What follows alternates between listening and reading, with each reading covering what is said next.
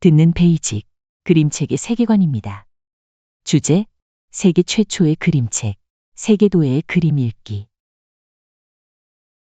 이 글은 그림책 베이직 그림책의 세계관 코너에 2022년도 2월에 게시된 글이며 CUP 출판사에서 그림책의 세계관이라는 제목으로 2023년도 8월에 발간되었습니다.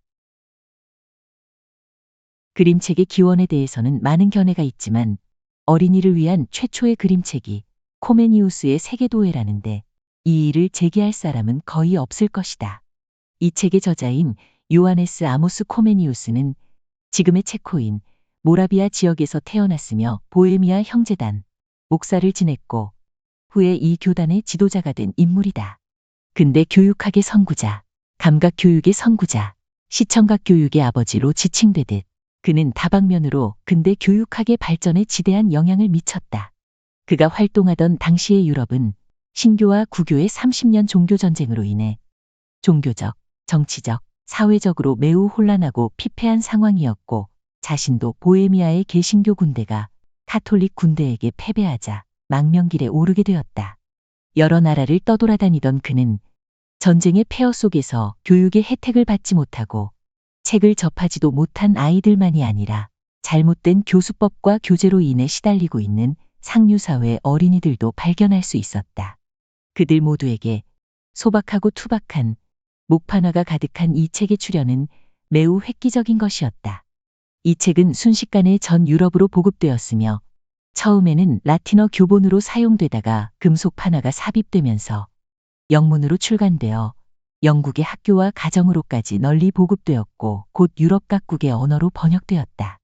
그의 교육 철학과 교육 방식은 대서양을 건너 미국에도 알려져 1641년 미국에 설립된 하버드 대학의 학장으로 초빙되었으나 고국에 남기 위해 그 초청을 고사했다는 일화도 전해진다. 누구나 인정하듯이 세계도회의 가장 큰 기여는 코메니우스의 감각교육과 언어교육 이론이 어린이를 위한 책에 구현된 것이라고 할 수 있다. 그러나 그의 기독교 세계관에 대한 이해 없이는 이 책의 의의를 온전히 파악했다고 보기 힘들다. 중세를 지배하고 있던 카톨릭의 교리에 맞서 성경 중심의 복음주의 신앙을 옹호했던 그가 생각한 교육의 궁극적인 목적은 하나님을 알고 내세의 삶을 준비하는 것이었다.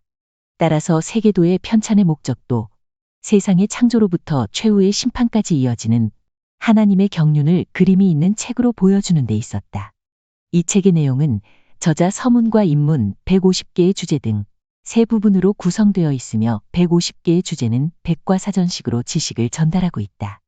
백과사전식의 정보 배열만을 놓고 볼 때 지금 정보 그림책이라고 부르는 것 그 중에서도 확인책의 효시라고 할 만하다.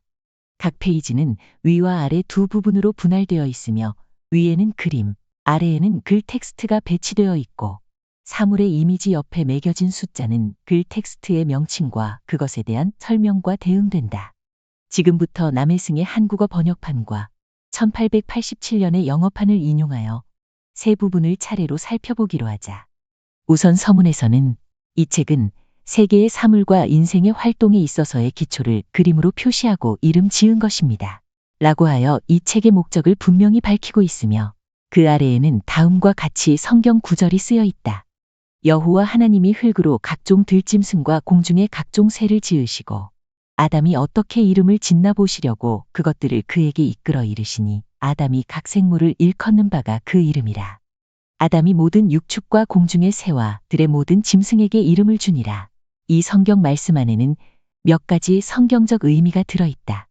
첫째, 인간의 언어 능력은 하나님이 주신 것이며 둘째, 하나님은 그 능력을 아담이 사용하기를 원하셨고 세 번째, 아담이 그 언어 능력으로 수행한 최초의 일은 동물들에게 이름 지어주기라는 것이다. 이름 짓기라는 행위는 단순한 호명의 문제가 아니라 우리가 자녀에게 이름을 지어줄 때처럼 그 대상에게 고유성과 정체성을 부여하는 것이다. 부모가 하나님으로부터 그 자녀를 보호하고 양육하는 책무를 부여받은 것처럼 아담 역시 하나님으로부터 창조 세계에 대한 청지기의 사명을 위임받았다. 아담의 이름짓기 언어 능력은 삼위일체 하나님의 우리가 우리의 형상으로 우리의 모양에 따라 사람을 만들고 그들이 바다의 물고기와 공중의 날짐승과 가축과 온 땅과 땅에서 기는 모든 것을 지배하게 하자. 이라는 비전을 실현할 수 있는 기초적이며 핵심적인 요소였다. 세계도회의 두 번째 부분은 인문이다. 그림 오른편에는 스승이, 왼편에는 그의 제자로 보이는 어린 소년이 햇살이 내리쬐는 밖에 나와 있다. 그들의 두 발은 하나님이 창조하신 대지를 굳건히 딛고 서 있다. 발과 몸체는 독자를 향해 있지만 시선은 서로를 향하고 있어 두 사람이 대화 중임을 알 수 있다. 모자를 쓴 스승은 오른손으로 지팡이를 잡고 왼손의 검지는 위를 향하고 있으며 모자를 벗어 왼손에 든 제자의 오른손 검지도 스승처럼 위를 향하고 있다. 이 두 인물의 뒤에는 주택과 교회 건물들과 나무가 있는 마을의 전경이 펼쳐져 있다. 그림 아래의 글은 다음과 같다. 교사, 이리로 오렴. 현명해지기 위해서는 공부를 해야 한단다. 학생, 현명해진다는 것은 어떤 건가요?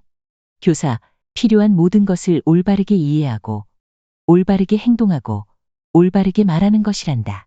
학생, 그런 것을 누가 가르쳐 주나요? 교사, 신의 도움을 받아 내가 가르쳐 준단다. 학생, 어떻게요? 교사, 내가 모든 사물을 통해 이끌어 주마. 내가 모든 것을 제시하고 그 이름을 가르쳐 주겠다. 학생, 알겠습니다. 저를 신의 이름으로 이끌어 주세요. 교사, 우선 간단한 발음부터 공부해야 한단다. 인간이 말하는 것은 발음에 의해서이고 살아있는 모든 것은 소리를 내는 법을 알고 있단다. 그 후에 우리들은 세계로 나아가 모든 사물을 관찰할 것이다. 그러면 여기서 생생한 발음이 가능한 알파벳을 보도록 하자. 우리는 이들의 대화에서 코메니우스의 교육 철학의 중요한 요소를 엿볼 수 있다. 교사는 공부의 목적은 현명해지기 위해서이고 현명해진다는 것은 올바르게 이해하고 올바르게 행동하고 올바르게 말하는 것이라고 하여 올바르게를 3번 강조하고 있다. 코메니우스는 이 3가지 명제가 학교 학습의 기본적인 기능이라고 생각하였음이 틀림없다. 두 번째, 교사는 자신의 권위가 신으로부터 위임된 것임을 분명히 하고 있다. 그의 대답에는 겸손과 확신이라는 2가지의 미덕이 서려 있다. 겸손이란 자신의 교수 능력은 자신의 것이 아니라 하나님으로부터 위임된 것이라는 믿음과 관련되어 있으며, 확신은 자신이 전달하는 지식은 하나님의 진리라는 믿음에서 온다. 이에 대한 학생의 반응은 즉각적인 순종이다. 그의 순종은 학식 있는 인간 교사가 아니라 신의 대리인으로서의 교사에게 대한 것이다. 세 번째, 교사가 제시하는 알파벳 학습법은 사물교육과 감각교육의 기초를 보여준다. 알파벳의 음가는 사물을 직접 보고 그것이 내는 소리를 모방하는 것으로부터 비롯된다. 에라는 소리는 까마귀가 아아하고 우는 것을, B 발음은 양의 배에라는 울음소리를, C는 메뚜기가 치치하고 날개를 비비는 소리 등을 흉내냄으로써 학습된다. 학습은 관찰로부터 시작되고 관찰에는 시각과 청각이 동원된다. 발음 공부 후에는 150개의 주제를 다룬다. 150개 주제의 배치에서도 그의 기독교 세계관이 확연하게 드러난다. 첫 번째 주제는 신으로서 그림에는 동심원 2개가 있는데, 원은 신의 완전함을 상징하는 것이다. 큰 원 가운데 위치한 동심원 안에 점선으로 그려진 삼각형은 삼위일체 하나님을 뜻한다. 아랫부분의 글 텍스트는 신은 스스로 영원 속에 있으며 완전하고 행복한 최고의 경지에 있는 존재입니다. 라는 문장으로부터 시작하여 신의 속성을 다룬다. 하나님의 영원함, 완전함, 선함, 전지전능, 무소부재, 삼위일체 등의 교리가 제시되고 있으며 우리가 세계라고 부르는 만물의 창조자이고 지배자이며 보호자입니다. 라는 마지막 진술은 이 책의 교리적 근거를 제공한다. 다음부터 다루어지는 주제는 첫 번째 주제에서 제시된 하나님이 창조하시고 지배하시고 보호하시는 창조 세계에 관한 것이다. 두 번째 주제로부터 34번째 주제까지는 창조 세계의 동식물들, 35번째 주제부터 43번째 주제까지는 인간의 신체, 44번째 주제부터 149번째 주제까지는 인간의 활동과 문화와 종교를, 그리고 마지막인 150번째 주제는 최후의 심판을 다루고 있다. 이 마지막 주제의 그림에는 천사들의 나팔 소리와 함께 예수님이 공중 강림하시는 모습, 죽은 자들이 부활하는 모습, 그들과 함께 살아있는 사람들도 자신의 행위를 변명하기 위해 구름 속에서 나타난 예수 그리스도의 법정으로 소환되는 모습이 그려져 있으며, 의로운 사람과 선택받은 사람은 영생을 얻고 신앙심이 없거나 비난을 받은 사람은 악마와 더불어 지옥에서 영원히 고통을 받는 모습을 그리고 있다. 이상으로 세계도회의 구성과 내용을 살펴보았다. 첫 번째 주제와 마지막 주제가 보여주듯이 세계도회의 구성은 성경의 그것과 병치되고 있다.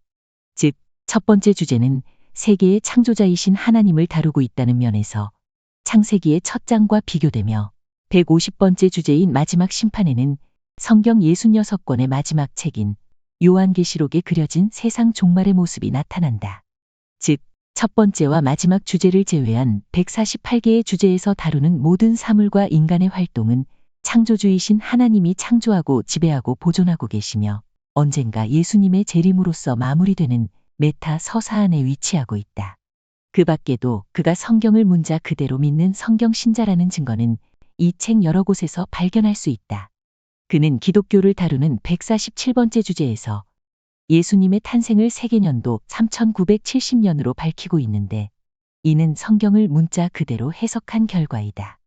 즉, 아담과 이브로부터 시작된 성경의 연대기에 따르면 예수 탄생의 연도는 천지 창조 후 대략 4000년으로 산출되기 때문이다. 150개의 주제를 모두 다룬 후 스승과 제자가 다시 등장한다. 그들의 모습은 인문에서 그려진 모습 그대로이다. 태양 빛으로 가득한 하나님의 창조 세계 안에서 스승과 제자는 대지 위에 두 발을 굳건히 딛고 서 있다.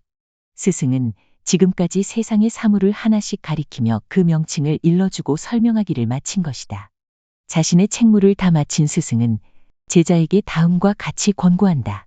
이렇게 해서 여러분들이 주변에서 볼 수 있는 모든 사물을 간추려 보았습니다. 그리고 라틴어의 주요 단어를 배웠습니다. 학식이 있고 지적이며 경건해지기 위하여 더욱 정진하십시오. 그리고 좋은 책을 부지런히 읽으십시오. 다음의 말을 기억해 두십시오. 신이 여러분들에게 지혜의 정신을 줄 수 있도록 신을 두려워하고 따르십시오. 그럼 안녕히. 이 마지막 구절은 여호와를 경외함이 지혜의 근본이니라 잠언 말씀을 인용한 것이다.